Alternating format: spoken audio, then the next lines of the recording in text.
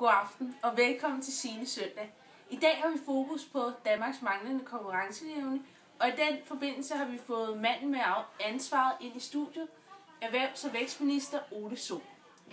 Mit første spørgsmål til dig er, hvordan vil I sikre en bedre dansk konkurrenceevne i fremtiden?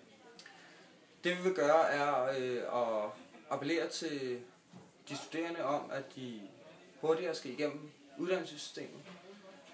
Vi skal have folk ud på arbejdsmarkedet, ud hvor der bliver tjent nogle penge, og på den måde skabe den rigtige solidaritet, og samtidig sørge for, at der bliver løftet i samlet flok. Godt, så I vil altså have folk hurtigere igennem uddannelsessystemet, så der kommer flere hænder på arbejdsmarkedet, og på den måde øge produktiviteten. Det er det. Yes. Og jeres andet initiativ, I også har?